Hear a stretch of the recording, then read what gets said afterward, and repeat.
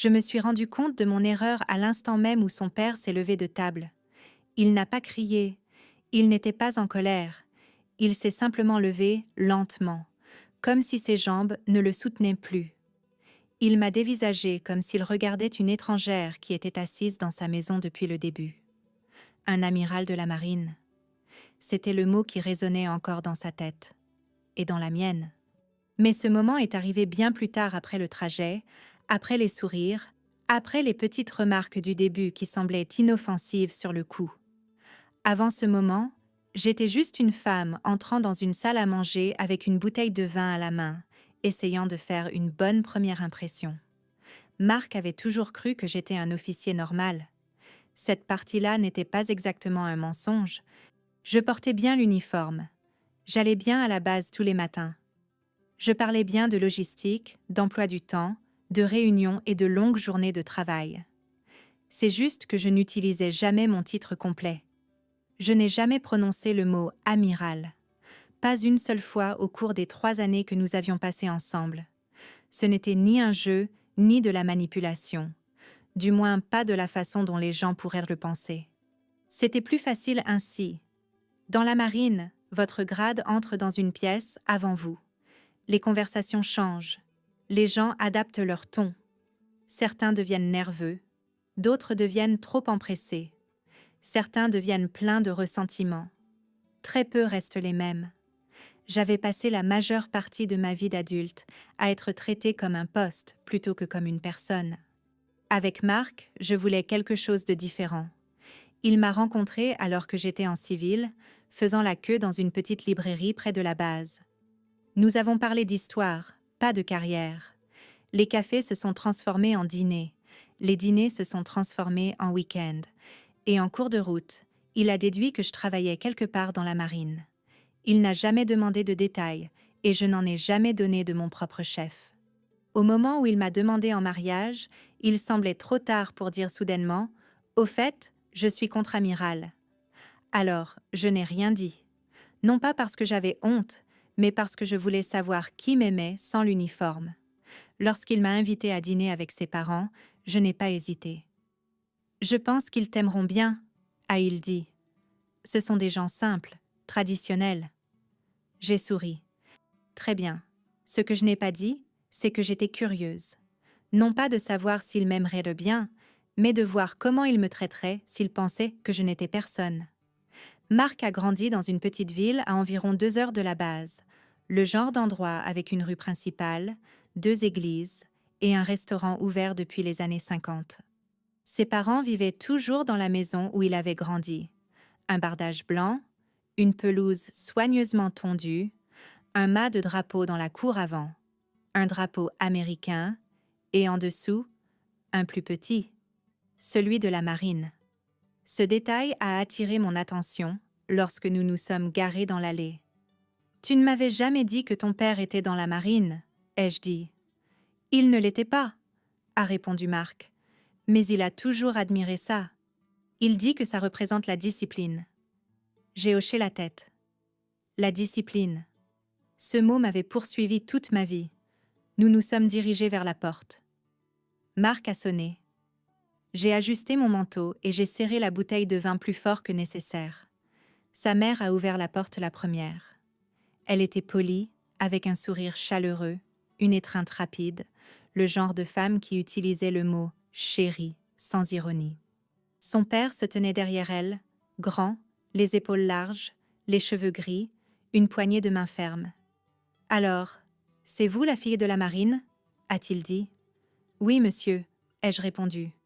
Il a hoché la tête une fois, tirant déjà ses propres conclusions. L'intérieur de la maison sentait le poulet rôti et le nettoyant au citron. Des photos de famille sur les murs, des portraits de remise de diplômes, des trophées de football, une photo encadrée de Marc en uniforme de lycée. Aucune photo de moi et aucune raison qu'il y en ait. Nous nous sommes assis dans le salon. Des banalités, la météo, la circulation, le trajet. Puis est venue la question qui, je le savais, finirait par arriver. « Alors, que faites-vous dans la marine ?» a demandé son père. J'ai pris une grande inspiration. « Je travaille dans la logistique. » Il a souri. De la paperasse? Puis je lui ai rendu son sourire. Quelque chose comme ça. C'est à ce moment-là que l'atmosphère de la pièce a changé. Pas de manière spectaculaire, pas de manière évidente, mais subtilement, comme si une décision avait été prise. Le dîner a été servi exactement à l'heure. Sa mère a placé les assiettes devant tout le monde, sauf moi. Elle m'a tendu la cuillère de service à la place. « Pourriez-vous m'aider à faire passer les plats ?» a-t-elle dit. Cela ne me dérangeait pas. Je me suis levée et je l'ai fait. Son père a parlé de sa retraite, de la dureté de son travail, de la façon dont les jeunes d'aujourd'hui ne comprenaient pas ce qu'était le vrai travail. Marc a ri poliment. Puis on a parlé des enfants des voisins. La fille de Tom venait de devenir avocate. Le fils de Lisa avait acheté sa première maison à 29 ans. De bonnes carrières, de vraies carrières. J'ai hoché la tête et j'ai mangé en silence. Personne ne m'a interrogé sur mes accomplissements. Plus personne ne semblait curieux. Sa mère m'a demandé si je comptais continuer à travailler après le mariage. « Eh bien, » a-t-elle dit en baissant la voix, « un homme a besoin de soutien. » J'ai pensé aux milliers de marins qui me faisaient leur rapport chaque matin. J'ai pensé aux navires, aux bases, aux décisions qui affectaient des vies réelles. Et j'ai souri à nouveau. « J'aime mon travail, » ai-je dit. Elle a hoché la tête, mais ses yeux étaient déjà passés à autre chose. Marc ne l'a pas interrompu. Il ne m'a pas défendu. Non pas parce qu'il était d'accord avec eux, mais parce qu'il avait grandi dans cet environnement. Le silence était la norme ici. On ne tenait pas tête à ses parents à table. Je le comprenais. Pourtant, quelque chose s'est noué en moi. Pas de la colère, juste de la lucidité. C'était ainsi qu'il traitait quelqu'un qu'il croyait sans pouvoir, sans titre, sans importance, et il se montrait poli. C'est la partie qui m'a marquée. Au milieu du dîner, son père s'est penché en arrière sur sa chaise et m'a regardé directement. « Alors, quel est votre vrai poste ?» a-t-il demandé. « Dans la marine, je veux dire. » J'ai croisé son regard calmement. « Je suis responsable de la logistique de la flotte dans le Pacifique, » ai-je dit. Il a froncé les sourcils. « Ça fait beaucoup de responsabilités pour de la paperasse. »« Ce n'est pas de la paperasse, » ai-je répondu. « Ce sont des opérations. » Il a ri légèrement. « Bien sûr que oui. » J'ai fait une pause, juste assez longue pour sentir le poids de l'instant. « Mon grade est contre-amiral, » ai-je dit. La fourchette s'est arrêtée en l'air. Marc s'est tourné vers moi.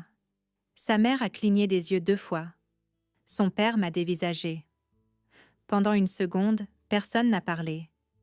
Puis, il a souri. Très drôle.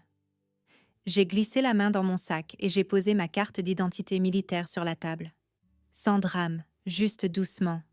De la même façon qu'on pose un document qu'on a manipulé toute sa vie. Il l'a prise, l'a lue, l'a relue. Puis, il a sorti son téléphone. Il a cherché les mots et lentement, très lentement, il s'est levé de sa chaise. C'est à ce moment-là que j'ai compris que l'expérience était terminée et que la vérité venait d'entrer dans la pièce. Personne n'a parlé pendant 10 bonnes secondes après que son père se soit levé. Ça n'a l'air de rien, mais quand 4 personnes sont assises à une table et que tout ce qu'on entend, c'est le bourdonnement du réfrigérateur et le tic-tac d'une horloge de cuisine, 10 secondes paraissent très longues. Marc a été le premier à bouger.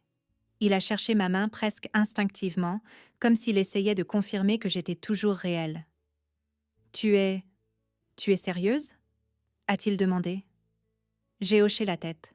« Oui. » Sa mère a regardé tour à tour moi, son mari, puis à nouveau moi. Son expression était figée, quelque part entre la confusion et la gêne. Son père s'est finalement rassis, plus lentement qu'auparavant. « Eh bien, » a-t-il dit doucement, « ça par exemple. » C'est à ce moment-là que l'atmosphère a changé.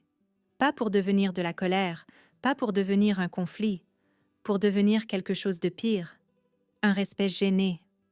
Soudainement, tout le monde est devenu très poli. Sa mère a sorti un autre ensemble de serviettes de table, celles en tissu, celles qu'elle avait clairement gardées pour une occasion spéciale. Son père a repoussé ma chaise quand je me suis levée pour remplir mon verre d'eau. « Oh, je vous en prie, laissez-moi faire », a-t-il dit, en utilisant un ton qu'il n'avait pas employé avec moi de toute la soirée. Marc avait l'air d'essayer de rattraper un train qui avait déjà quitté la gare. « Alors, tu es vraiment amiral ?» a-t-il répété, doucement cette fois. « Oui. »« Et tu as combien de personnes sous tes ordres ?»« Plusieurs milliers, » ai-je répondu. Personne n'a ri. Les mêmes personnes qui, quelques instants plus tôt, discutaient de la possibilité que je quitte mon emploi après le mariage, étaient maintenant assises en face de quelqu'un qui prenait des décisions affectant des régions navales entières. Rien en moi n'avait changé, mais tout dans leur façon de me voir avait changé. Cette différence pesait lourdement sur ma poitrine. Son père s'est raclé la gorge. Je ne savais pas... Je veux dire, je pensais que... Il n'a pas fini sa phrase. « Je comprends », ai-je dit doucement. « C'est le cas de la plupart des gens. » Sa mère s'est penchée en avant. « Pourquoi ne nous l'as-tu pas dit ?» J'ai hésité, non pas parce que je n'avais pas de réponse, mais parce que la vraie réponse était inconfortable. Parce que je voulais être traitée comme une personne, ai-je dit, pas comme un poste. Personne ne savait comment répondre à cela. Marc a baissé les yeux vers son assiette. « Je ne le savais pas non plus, » a-t-il dit. « Pas comme ça. »« Je ne t'ai jamais menti, » ai-je répondu. « Tu n'as jamais posé la question. » Ce n'était pas censé être une défense, juste un fait. Le silence est revenu, mais cette fois, il était plus lourd, différent. Le dîner a repris, mais le ton n'y était plus. Chaque question sonnait désormais comme un entretien. « Depuis combien de temps êtes-vous engagé ? Où étiez-vous affecté auparavant ? Voyagez-vous souvent ?» Ils n'étaient pas impolis. En fait, ils faisaient de gros efforts pour se montrer respectueux. De trop gros efforts. Le genre de respect qui ressemble davantage à de la peur. Son père m'a appelée « Madame » 2 fois avant que je ne lui demande d'arrêter, s'il vous plaît. « Je suis juste Sarah », ai-je dit. Du moins pour ce soir. Il a hoché la tête, mais n'avait pas l'air convaincu. Marc a à peine mangé. Il n'arrêtait pas de me jeter des regards, comme s'il voyait une étrangère. Je me demandais ce qu'il ressentait.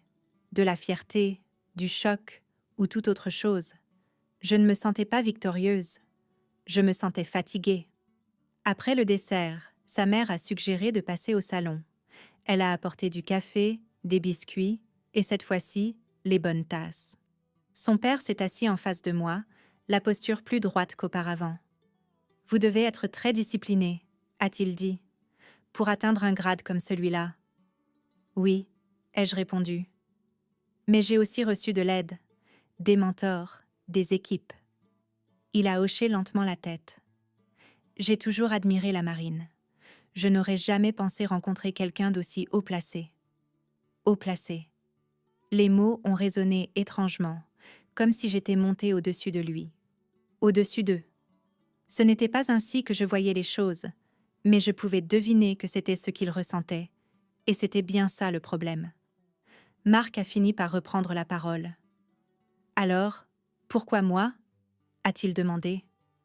Le silence s'est fait dans la pièce. Je l'ai regardé. « Que veux-tu dire ?» Il a haussé les épaules. « Je veux dire, je ne suis qu'un chef de projet. Je ne gagne même pas la moitié de ce que tu gagnes, probablement. » J'ai eu un sourire triste.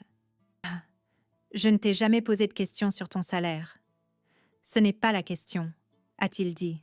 « Ça l'est, » ai-je répondu doucement.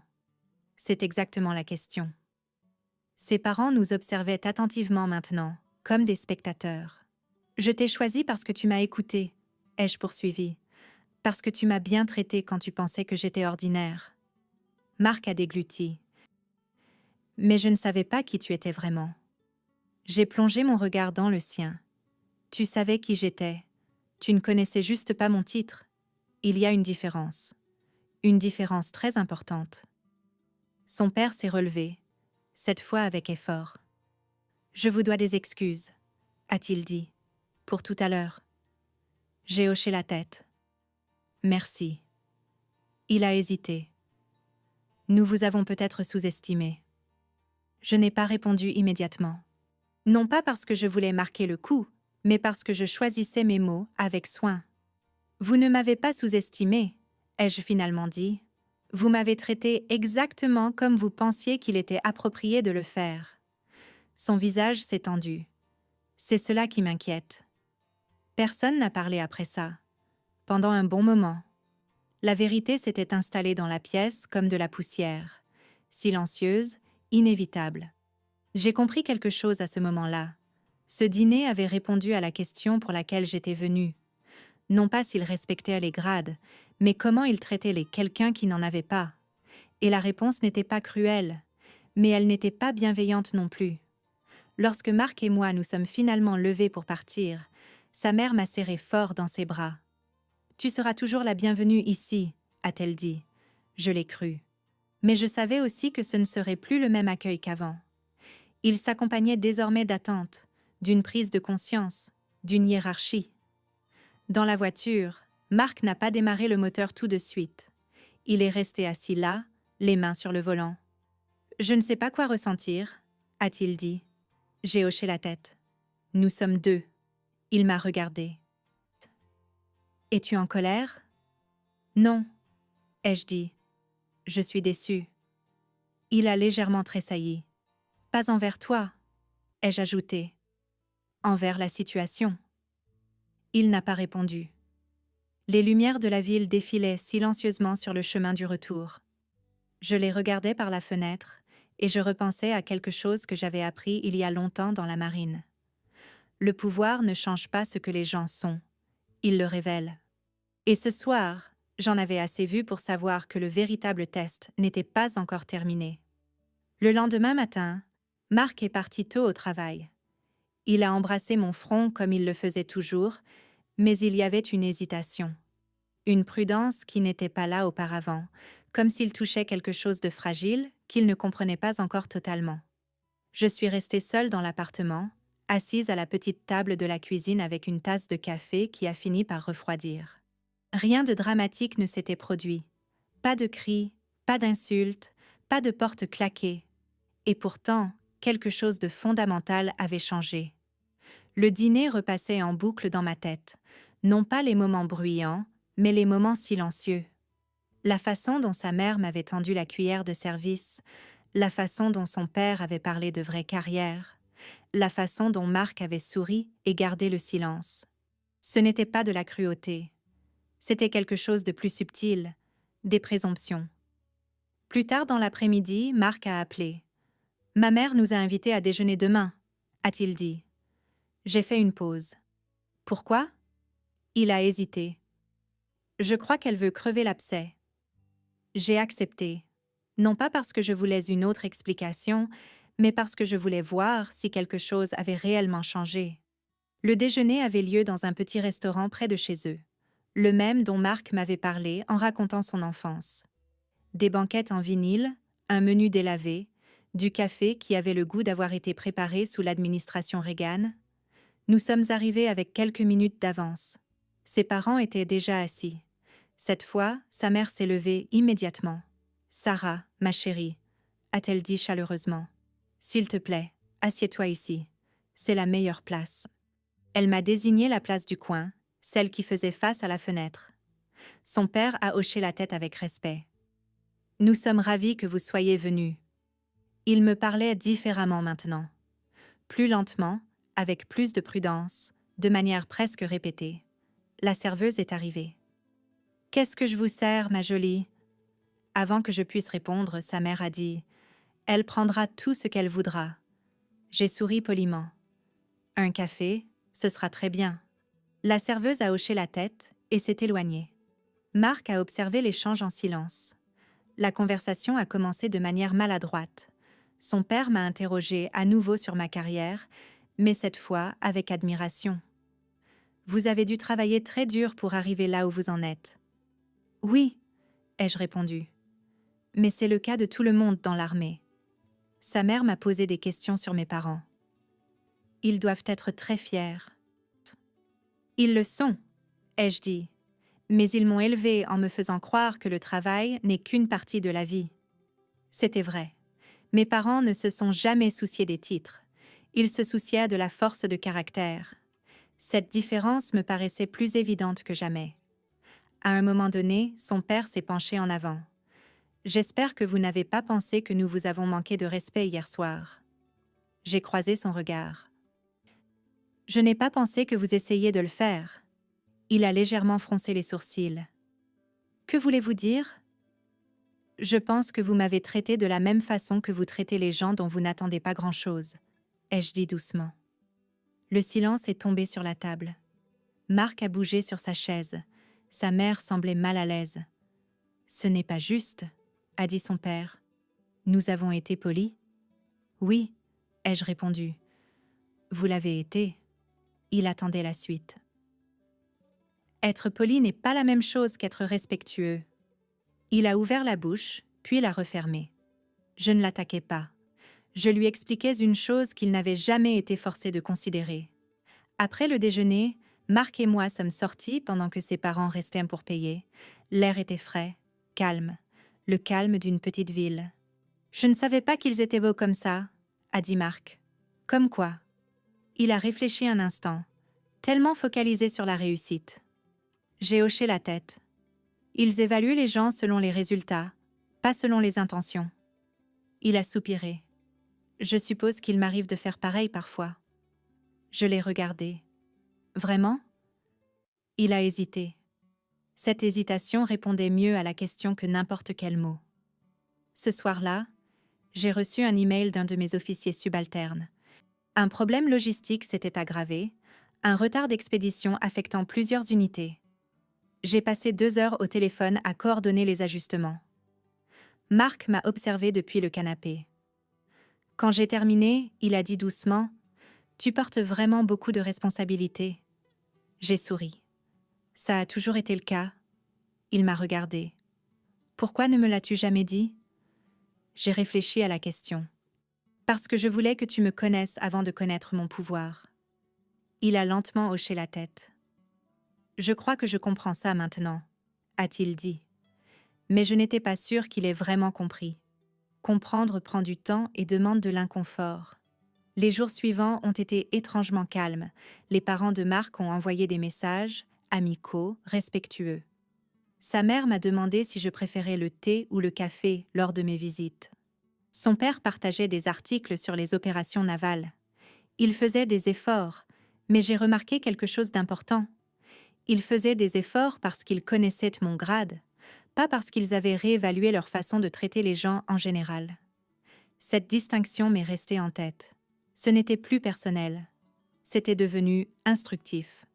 Un soir, Marc m'a posé une question qui m'a prise au dépourvu. « Et si tu n'avais vraiment été personne ?» a-t-il dit. « Crois-tu qu'il t'aurait apprécié ?» Je n'ai pas répondu tout de suite. J'ai pensé au dîner, aux commentaires, aux présomptions. « Je pense qu'il m'aurait toléré, » ai-je dit. Il a froncé les sourcils. « C'est différent. » « Oui. » Il a baissé les yeux. « Et cela t'aurait-il suffi ?»« Non, » ai-je dit doucement. Il a hoché lentement la tête. Ce fut notre premier moment de franchise depuis le dîner. Plus tard dans la nuit, je suis restée éveillée, ni en colère, ni blessée, juste pensive. J'ai réalisé que ce dont j'avais été témoin n'était pas un défaut propre à la famille de Marc. C'était quelque chose de profondément américain. Nous admirons l'effort, mais nous vénérons le résultat. Nous louons l'humilité, mais nous écoutons le pouvoir. Nous disons que tout le monde mérite le respect, mais nous ne l'appliquons que de manière sélective. J'avais passé ma carrière entourée de personnes qui saluaient les titres.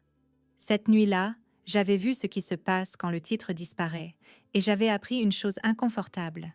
La différence entre être valorisé et être toléré est plus infime que la plupart des gens ne le pensent, mais elle représente tout pour la personne qui l'a subie.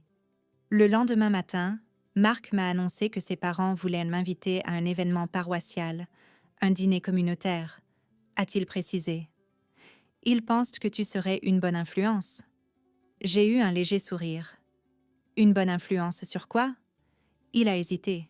« Sur les jeunes familles. » J'ai compris ce qu'il voulait dire. Il voulait m'exhiber, non pas en tant que Sarah, mais en tant qu'exemple, une réussite, un symbole. J'ai décliné poliment l'invitation. Pourquoi? A demandé Marc. Parce que je ne veux pas être une source d'inspiration, ai-je dit. Je veux être normal. Il n'a pas su quoi répondre à cela. À la fin de la semaine, j'ai senti que quelque chose s'apaisait en moi. Ni ressentiment, ni amertume, juste de la clarté. Il ne s'agissait pas de vengeance. Il s'agissait de reconnaissance. J'étais entrée dans cette maison en tant que personne ordinaire et j'avais été traitée en conséquence. Maintenant qu'ils savaient qui j'étais, tout avait changé. Mais leur façon de traiter quelqu'un de commun n'avait pas changé. Et cela, plus que tout le reste, m'a révélé la vérité sur la situation. Non pas sur eux, mais sur ce dont j'avais besoin de la part des personnes que je choisissais de garder dans ma vie. Un respect qui ne dépendait pas des titres. Un amour qui ne nécessitait pas de preuves et un avenir qui ne commençait pas par une hiérarchie. Il était temps de découvrir si Marc pouvait m'offrir cela. La véritable question s'est posée 3 jours plus tard, dans un endroit qui n'avait rien à voir avec ses parents. Nous étions assis dans ma voiture devant un supermarché, le genre avec des enseignes délavées et des caddies qui ne roulent jamais droit. Marc venait de finir de charger les sacs dans le coffre et je consultais mon téléphone pour lire les messages de la base. Il n'a pas démarré le moteur. Il est resté assis là, à fixer le volant. « Je peux te demander quelque chose ?» a-t-il dit. Je l'ai regardé. « Bien sûr. » Il a pris une grande inspiration. « Es-tu vraiment heureuse avec moi ?» La question m'a surprise, non pas parce qu'elle était déraisonnable, mais parce qu'elle était sincère. « Oui, » ai-je dit. « Je le suis. » Il a hoché lentement la tête. « Mais serais-tu toujours heureuse si j'étais moins... Moins quoi? Moins impressionnant ?» a-t-il dit. « Moins performant, moins à la hauteur ?» J'ai compris ce qu'il demandait réellement. Est-ce que je l'aimerais si les rôles étaient inversés, s'il était celui qui n'était personne? Je n'ai pas répondu tout de suite, non pas parce que je ne le savais pas, mais parce que je voulais choisir mes mots avec soin. « Je ne t'ai pas choisi pour ta carrière, » ai-je dit. « Je t'ai choisi pour la façon dont tu me traitais avant tout ça. » Il m'a regardé. « Et maintenant ?»« Maintenant, j'observe, » ai-je répondu doucement. Il a eu un faible sourire. « On dirait un test. »« Ça n'en est pas un, » ai-je dit. « C'est une conversation. » Il a hoché la tête, mais je pouvais voir le malaise derrière son regard. Ce soir-là, Marc m'a annoncé que son père souhaitait me parler en privé. Pas chez eux. Pas autour d'un dîner. Dans un petit parc près de la rivière. J'ai accepté. La curiosité est une habitude dont il est difficile de se défaire. Son père est arrivé en avance, assis sur un banc, les mains croisées. Pas de téléphone, pas de journal. Il attendait, tout simplement. « Merci d'avoir accepté de me rencontrer », a-t-il dit lorsque je me suis approchée. « Je vous en prie », ai-je répondu. Nous sommes restés assis en silence un moment, regardant les canards dériver paresseusement sur l'eau. « J'ai repensé à notre dîner », a-t-il finalement dit. « Moi aussi. » Il a soupiré. « Je n'ai pas aimé l'homme que j'ai vu en moi ce soir-là. Je me suis tournée vers lui. C'est rare, ai-je dit doucement. La plupart des gens ne l'admettent pas. » Il a hoché la tête. J'ai réalisé quelque chose de dérangeant. J'ai passé toute ma vie à juger les gens sur ce qu'ils produisent, ce qu'ils gagnent, ce qu'ils deviennent. Je ne l'ai pas interrompu. « Et quand je pensais que vous n'étiez qu'une personne moyenne, » a-t-il poursuivi, « je n'ai pas pris la peine d'apprendre à vous connaître. » J'ai laissé les mots se poser.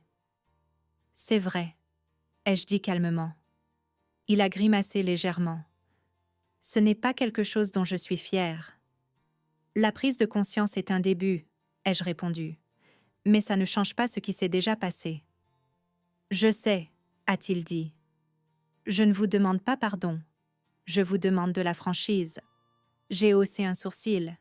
« À propos de quoi ?»« À propos du fait de savoir si mon fils est assez bien pour vous. » La question m'a prise de court. non pas parce qu'elle était offensante, mais parce qu'elle révélait quelque chose de plus profond. Il ne s'agissait plus de moi, il s'agissait de hiérarchie, de savoir s'il croyait que son fils avait mérité quelqu'un comme moi. Marc n'a pas besoin d'être assez bien pour mon grade, ai-je dit. Il doit être assez bien pour moi. Il a hoché lentement la tête. Et l'est-il? J'ai fait une pause. Non pas parce que je voulais punir Marc, mais parce que la vérité n'était pas simple. Il apprend, ai-je dit, tout comme vous. L'homme a expiré. Ça ne suffira peut-être pas, a-t-il dit. Peut-être que si, ai-je répondu. S'il est prêt à apprendre les bonnes choses. Plus tard dans la nuit, Marc m'a demandé ce que son père avait dit. Je lui ai dit la vérité. Tout? Oui. Il s'est assis sur le canapé, les mains jointes. Alors même mon père pense que je suis en dessous de toi. J'ai secoué la tête. Il réfléchit en termes de classement, pas de relation. Ça ne rend pas les choses meilleures, a-t-il dit. Non, ai-je reconnu. Ça les rend juste plus claires. Marc s'est levé et a fait les 100 pas dans la pièce. Je n'ai jamais voulu être comparé à toi, a-t-il dit. Je voulais juste être ton partenaire. Alors agis comme tel, ai-je dit doucement. Il s'est arrêté. Qu'est-ce que ça veut dire? Ça veut dire te tenir à mes côtés quand les gens me sous-estiment, ai-je répondu. Pas derrière eux. Il m'a regardé, le regard scrutateur. Tu penses que je t'ai fait défaut pendant ce dîner? Je pense que tu es resté dans ta zone de confort, ai-je dit. Et le confort est un choix. Il n'a pas répliqué. Ce silence en disait bien plus long que n'importe quelles excuses. Le week-end suivant, nous avons assisté à une petite réunion de famille chez son cousin. Rien de formel. Un barbecue, des chaises pliantes, des enfants qui couraient partout. Je portais un jean et un simple chemisier. Pas de bijoux, pas d'uniforme, aucun indice. Marc m'a présenté comme sa fiancée. Rien de plus. Les membres de sa famille étaient amicaux, mais curieux. « Que faites-vous dans la vie ?» a demandé l'un d'eux. « Je travaille pour la marine », ai-je répondu. « Un travail de bureau ?» « Oui », ai-je dit. Ils ont hoché la tête et sont passés à autre chose. Le même schéma s'est répété. Un léger intérêt, puis une distance polie. Marc a observé la situation de près cette fois. Il a remarqué le basculement, le manque de curiosité, les présomptions. Plus tard, alors que nous étions assis dans la voiture, il a dit doucement. « Ils ne t'ont même pas demandé ton nom de famille ?» ?»« Non, » ai-je dit. « Ils ne l'ont pas fait. » Il a froncé les sourcils. « Ils n'ont pas essayé de te connaître. » J'ai eu un léger sourire. C'est l'impression que ça donne. Il a regardé par la fenêtre. « Je crois que j'ai été aveugle, » a-t-il dit. « La plupart des gens le sont, » ai-je répondu, jusqu'à ce que ça arrive à quelqu'un qu'ils aiment. Il a hoché lentement la tête. Pour la première fois depuis le dîner, j'ai senti qu'un véritable changement s'était opéré. Non pas dans la façon dont les autres me voyaient, mais dans la façon dont Marc voyait le monde. Ce soir-là, Marc a fait un geste minime mais lourd de sens. Il a publié une photo de nous deux sur les réseaux sociaux. Aucun tag mentionnant mon titre, aucune vantardise, juste une simple légende. Fière de la femme avec qui je construis ma vie. Pas de grade, pas d'explication, juste moi. J'ai fixé l'écran pendant un long moment. Ce n'était pas un geste grandiose, mais c'était sincère. Et parfois, la sincérité est la chose la plus difficile à atteindre. La vérité, c'est que la plus grande révélation n'était pas mon grade. C'était la façon dont les gens réagissaient quand ils pensaient qu'ils n'existaient pas. Et la plus grande leçon n'était pas pour eux. Elle était pour moi. J'avais passé des années à cacher mon titre pour me protéger et éviter d'être traitée différemment. Mais à présent, je voyais la vérité, plus profonde encore. Ce n'était pas mon rôle de contrôler le comportement des autres. Mon rôle était de le remarquer et de faire mes choix en conséquence. Cette question avait tout changé. Non pas « qui suis-je pour eux ?», mais « qui sont-ils quand ils pensent que je ne suis personne ?» La réponse à cette question importait plus que n'importe quel uniforme n'aurait jamais pu le faire. Le premier vrai signe est venu de sa mère. Non pas avec des mots, mais avec des cadeaux. Une petite boîte est arrivée à notre appartement un mardi après-midi, avec une adresse écrite d'une plume soignée. À l'intérieur se trouvait un foulard en soie et un mot écrit à la main. « J'ai vu ça, et j'ai pensé à toi. J'espère que tu vas bien. Je t'embrasse, maman. » Marc m'a regardé le lire. « Ça, c'est nouveau, » a-t-il dit. J'ai hoché la tête. Oui, ça l'est. Avant le dîner, sa mère ne m'avait jamais rien envoyé. Pas une carte, pas un message, pas même un texto. Maintenant, elle signait ses mots avec affection. J'ai remis le foulard dans la boîte. Ce n'était pas le cadeau qui me perturbait. C'était le timing. La semaine suivante, son père a appelé. Pas Marc. Moi, Sarah, a-t-il dit en se raclant la gorge. Ton futur beau-père à l'appareil. Nous n'étions pas mariés. Je me demandais si tu aimerais qu'on déjeune ensemble un de ces jours, a-t-il poursuivi. Juste tous les deux. J'ai hésité.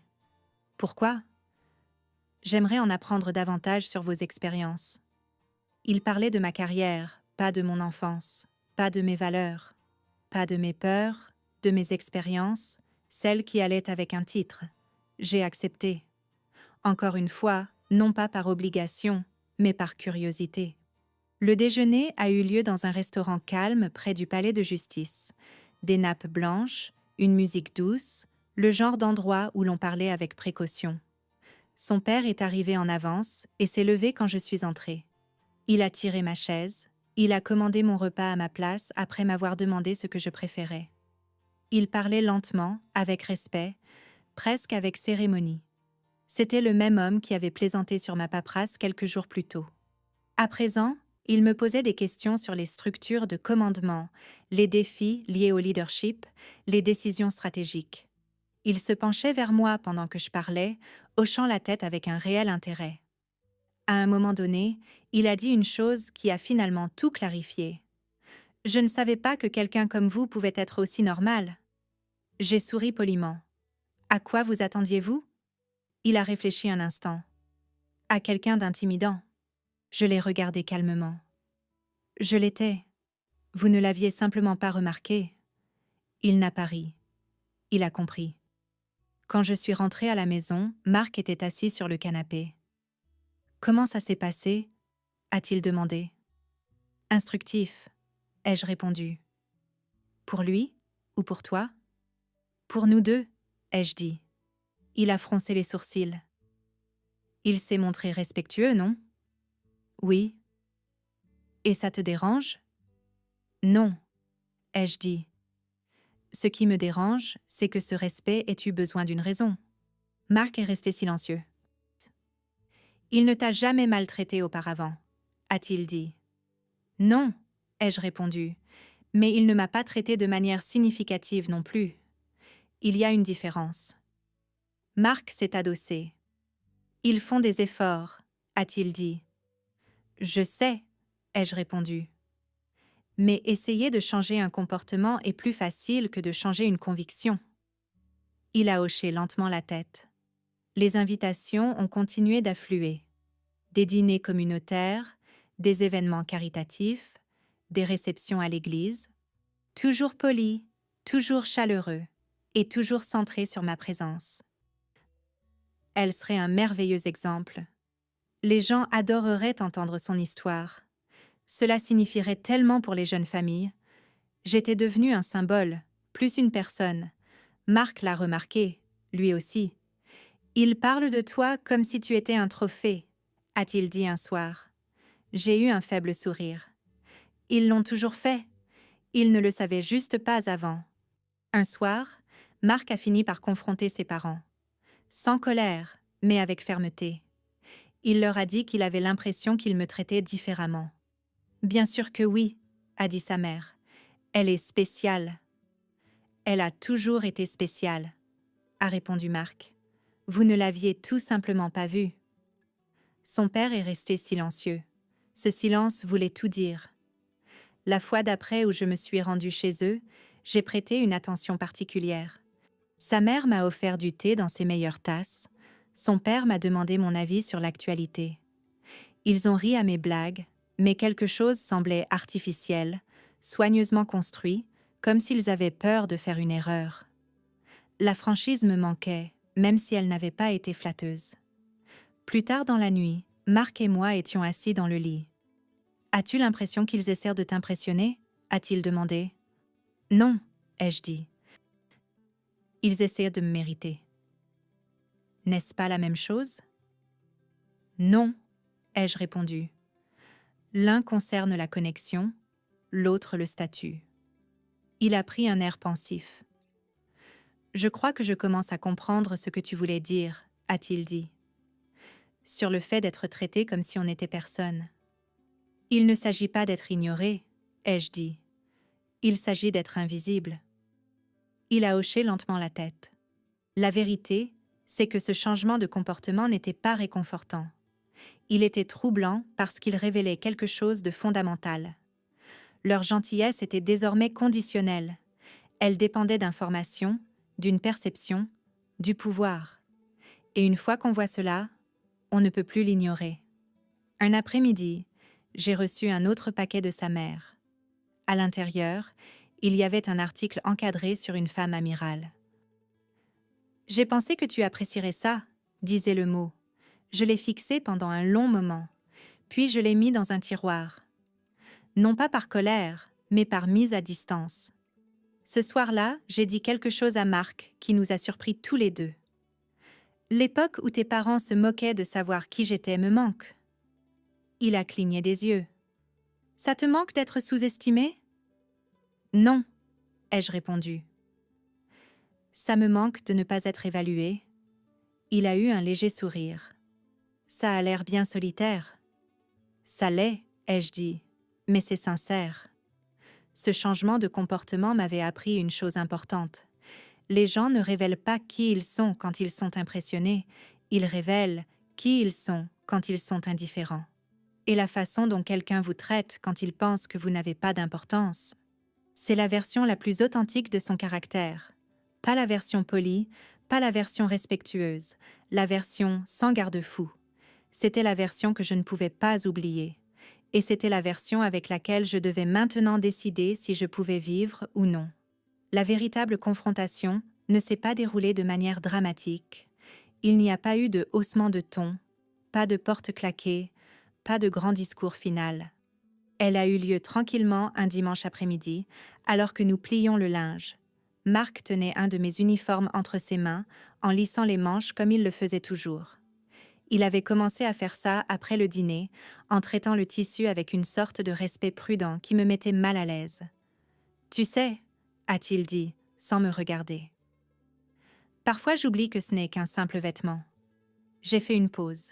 « Que veux-tu dire ?» Il a hésité. « Je veux dire, quand je regarde ça, ce n'est pas toi que je vois. Je vois tout ce que tu représentes. » Je me suis assise sur le bord du lit. « C'est exactement ce dont j'avais peur, » ai-je dit. Il a fini par croiser mon regard.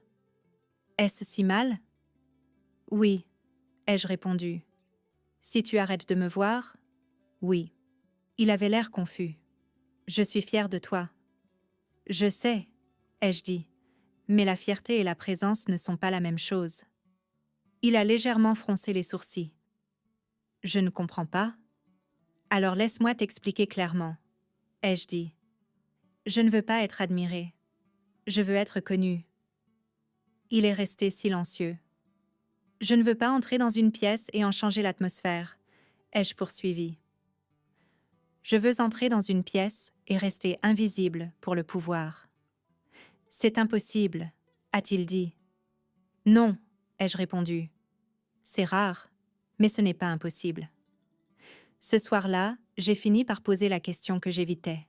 « Marc, m'aurais-tu quand même demandé en mariage si j'avais travaillé dans un supermarché ?» Il a cligné des yeux. « Quel genre de question est-ce là ?»« Une vraie. » Il a ouvert la bouche, puis l'a refermée. Le silence a suffi. Non pas parce que sa réponse était fausse, mais parce qu'elle n'avait pas été immédiate, Il avait dû réfléchir. Et l'amour, dans son essence même, ne devrait exiger aucun calcul. Je crois que oui, a-t-il fini par dire. Croire, pas savoir. Cette différence s'est installée lourdement entre nous. Nous sommes restés longtemps assis à la table de la cuisine. Le soleil s'est déplacé lentement sur le sol. Je ne sais pas comment rivaliser avec toi, a-t-il dit doucement. Tu n'es pas censé le faire, ai-je répondu. Tu es censé marcher à mes côtés. Il s'est frotté nerveusement les mains. Mais tout le monde te regarde comme si tu étais au-dessus de nous. Je ne suis au-dessus de personne, ai-je dit. Je porte juste un uniforme différent. Mais le monde ne le voit pas de cette façon. Non, ai-je concédé. Il ne le voit pas ainsi. C'était là le cœur du problème. Ce n'était ni ses parents, ni sa ville, ni même lui. Le monde lui avait appris que la valeur venait du grade, des revenus, de la réussite. Et j'étais devenue l'incarnation de cette leçon, que je le veuille ou non. Le lendemain, j'ai invité Marc à visiter la base. Pas les bureaux, pas les salles de conférence, mais le réfectoire, les terrains d'entraînement, les endroits où les gens mangeaient, plaisantaient, se plaignaient et patientaient. Je lui ai présenté de jeunes marins, des mécaniciens, des employés à l'approvisionnement, des gens qui travaillaient tout aussi dur que moi, mais qui ne feraient jamais la une des journaux. Ce sont les personnes pour qui je travaille, ai-je dit. Il les a observés attentivement. Pas de salut, pas de formalité, juste des gens. Au déjeuner, l'un d'eux lui a demandé « Alors, comment avez-vous rencontré la patronne ?» Marc a eu un sourire maladroit. « Dans une librairie. » Le marin a ri. « Ça ne m'étonne pas, elle ne va jamais nulle part d'important. » J'ai souri. C'était la version de moi qui me manquait, celle qui existait sans protocole. Sur le chemin du retour, Marc était silencieux. « Je ne m'attendais pas à ça, » a-t-il dit. « À quoi ? À ce que ce soit si normal ?» J'ai hoché la tête. C'est ce que j'ai essayé de protéger. Il a soupiré. « Je crois que je comprends maintenant. Mais là encore, je n'en étais pas certaine. Comprendre quelque chose intellectuellement et le vivre émotionnellement sont deux choses différentes. 2 soirs plus tard, Marc a enfin dit ce que j'attendais d'entendre. « Je ne veux pas être avec toi pour ce que tu es. » Je l'ai regardé. « Alors pourquoi veux-tu être avec moi ? » « Parce que tu es stable, » a-t-il dit. « Parce que tu écoutes ? Parce que tu ne me fais pas me sentir petit ?» J'ai eu un faible sourire. « Je ne l'ai jamais voulu. » Il a dégluti. « Mais parfois je me fais moi-même me sentir petit à tes côtés. » « Ce n'est pas ma responsabilité, » ai-je dit doucement. « Mais c'est ma préoccupation. » Il a hoché lentement la tête. « Je crois que j'ai besoin de temps, » a-t-il dit, « pour désapprendre certaines choses. » Moi aussi, ai-je répondu. Nous n'avons pas rompu, mais nous n'avons pas avancé non plus. Nous avons choisi une voie plus difficile. Nous avons choisi l'honnêteté. La véritable confrontation ne portait pas sur mon grade. Elle portait sur son identité, sur sa capacité à exister dans un monde où sa compagne est publiquement puissante, sans se rabaisser lui-même. Elle portait sur ma capacité à aimer quelqu'un qui apprenait encore à le faire. Il n'y avait pas de méchants dans cette histoire. Juste 2 personnes élevées dans un système qui leur avait enseigné des définitions différentes de la valeur. Et maintenant, nous devions décider si nous pouvions en construire une nouvelle ensemble. Une définition qui ne serait pas basée sur la hiérarchie, ni sur l'admiration, mais sur une visibilité mutuelle. Celle où aucune des 2 personnes ne disparaît derrière l'autre. C'était le véritable test. Et il n'était pas encore terminé. Nous ne nous sommes pas parlé pendant 2 jours après cette conversation. Non pas parce que nous étions en colère, mais parce que nous réfléchissions tous les deux. Marc a dormi chez un ami la première nuit. Je suis restée dans l'appartement, assise sur ce même canapé où nous avions autrefois planifié des vacances et débattu des couleurs de peinture pour une maison que nous ne possédions pas encore. Pour la première fois depuis des années, j'ai ressenti quelque chose que je n'avais même pas éprouvé en zone de combat. De l'incertitude. Pas pour ma carrière, pas pour mon avenir, mais pour l'amour. Le 3e matin, on a frappé à la porte. Pas de coups forts, pas de coups urgents, juste réguliers. J'ai ouvert et j'ai vu Marc debout, tenant 2 cafés. Je ne savais plus ce que tu buvais, a-t-il dit. Alors j'ai pris les 2. J'ai eu un faible sourire et je me suis écartée pour le laisser passer. Nous nous sommes de nouveau assis à la petite table de la cuisine, là même où je lui avais demandé s'il m'aimerait sans mon titre. Cette fois, c'est lui qui a parlé en premier. Je suis allé voir mes parents hier, a-t-il dit. J'ai hoché la tête. Comment ça s'est passé? Je leur ai dit que je n'étais plus très sûre de vouloir me marier pour le moment. Je l'ai regardé, surprise. Ils ont cru que j'étais fou, a-t-il poursuivi. Mon père m'a dit que je jetais par la fenêtre la plus belle opportunité de ma vie. J'ai haussé un sourcil. Et qu'as-tu répondu? Marc a pris une profonde inspiration. J'ai dit que je ne voulais pas épouser une opportunité. Je voulais épouser une personne. Ma poitrine s'est légèrement serrée. Ils n'ont pas compris, a-t-il ajouté. Mais je crois que moi, j'ai enfin compris. Il m'a regardé, non pas comme quelqu'un qui se tient à côté d'un amiral, mais comme quelqu'un qui se tient à côté d'une femme. J'ai passé toute ma vie à me mesurer aux autres, a-t-il dit. Mon travail, mes revenus, mon statut. Et quand j'ai découvert qui tu étais vraiment, je ne me suis pas seulement sentie fière, je me suis sentie mis à nu. J'écoutais. J'ai réalisé que je ne savais pas comment aimer quelqu'un sans me comparer à cette personne. J'ai hoché lentement la tête. La plupart des gens ne le savent pas. Il a souri tristement. Je croyais que l'amour consistait à être impressionnant.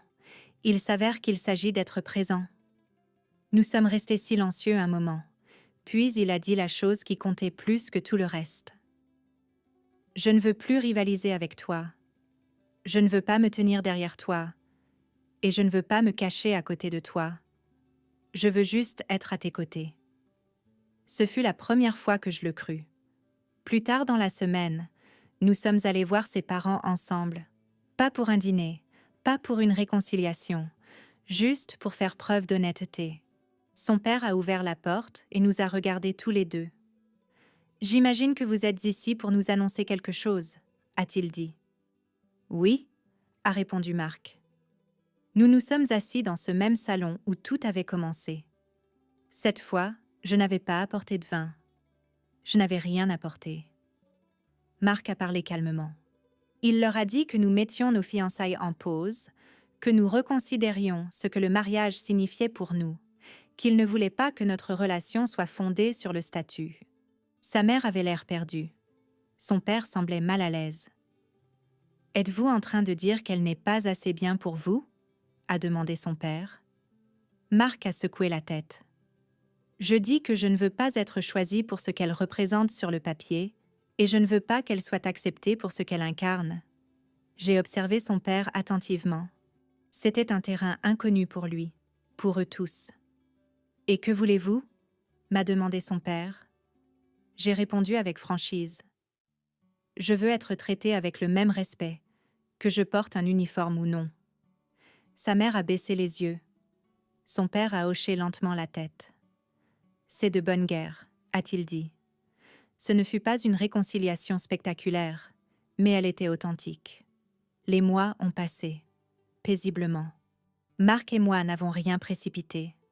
Nous avons continué à vivre nos vies. Nous allions au travail.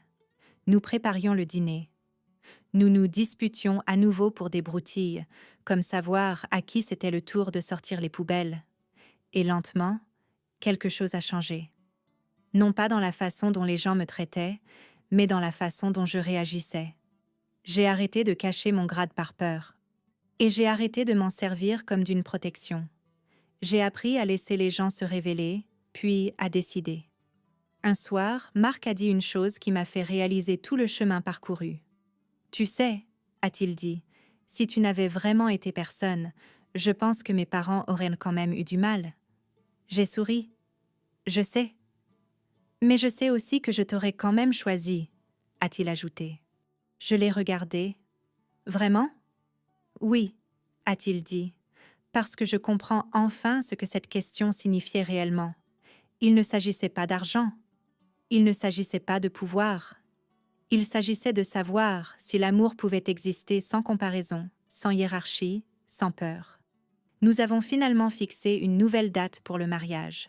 Pas d'urgence, pas de grand spectacle, juste une petite cérémonie, pas d'uniforme, pas de grade, juste des noms.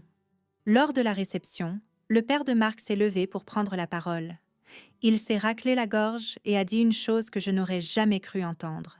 « J'ai passé ma vie à apprendre à mon fils à viser haut », a-t-il dit.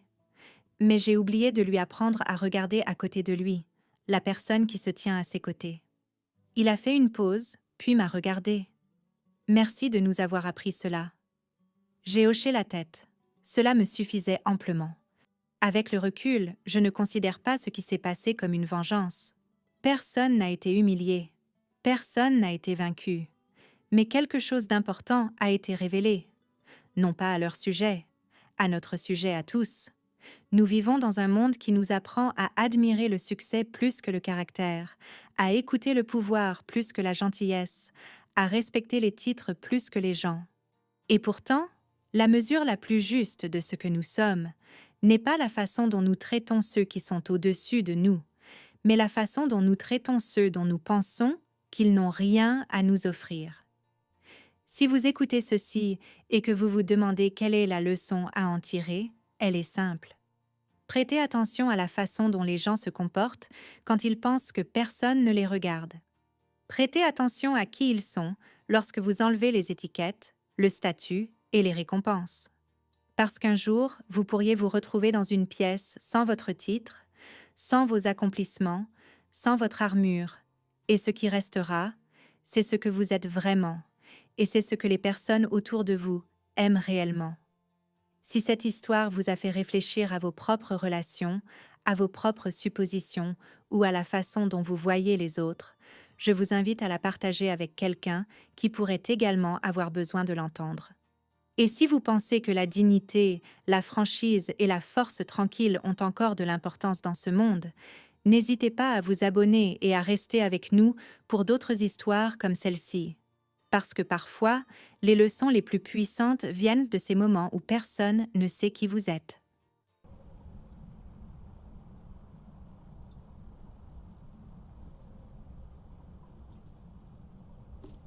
No.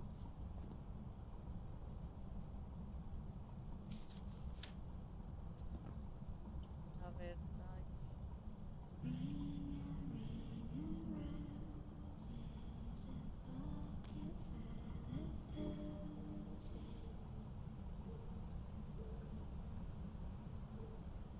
No, no va a ser ni este.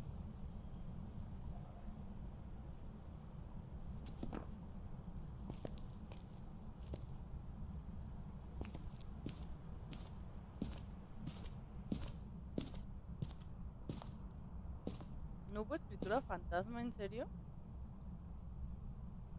Préndete, loco, préndete.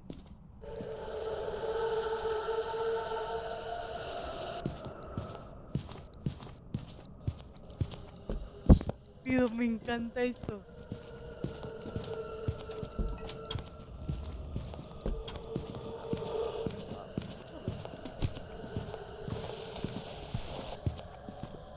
Me lo va a matar, güey. Sí, me lo va a matar.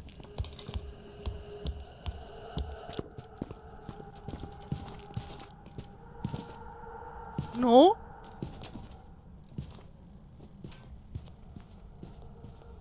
¿Por qué no lo mata? Está siendo más rápido. A ver, yo leí algo de que uno es rápido. Creo que es el Revenant. Sí, se me hace que va a ser Revenant. Yo voy por ese. ¿Qué opina la raza? Sí, no, ese. Yo digo que sí es ese.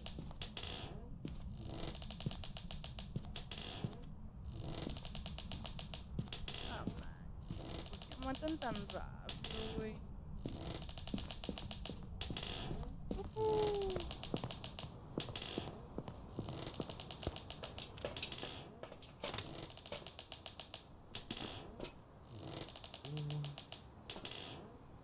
No quiere creer este.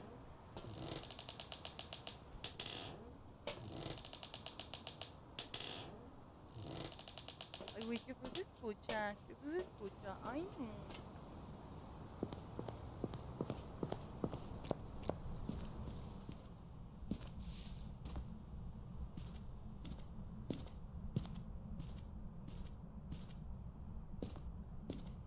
Es un Revenant.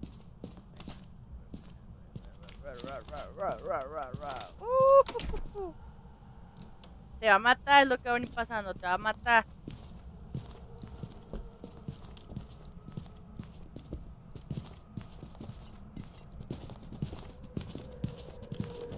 No, güey, yo ya estoy muerta. ¿Para qué vienes por mí? ¿Ya me mataste? Güey, tiene el cuello chueco. ¿Quién lo puso?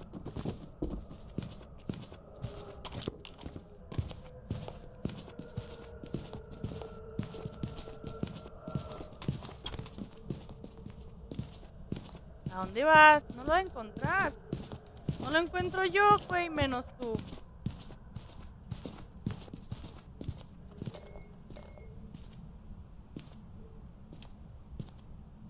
¿Dónde estaba aquel?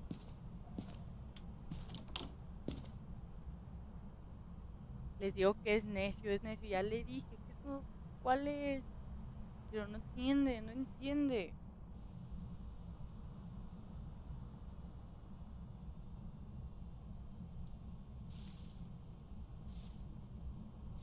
Oh, mm. Ti, ti, di, di, di, di, di, di, di, di, di.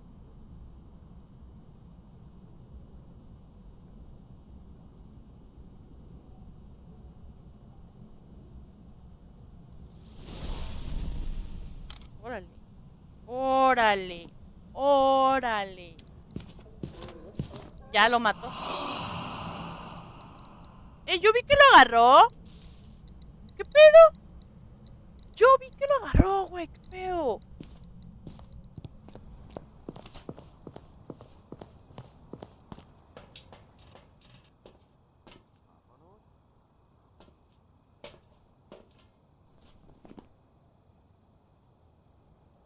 Es Yo- una pesadilla. Ah, pesadilla. Pues sí, bueno. Bueno,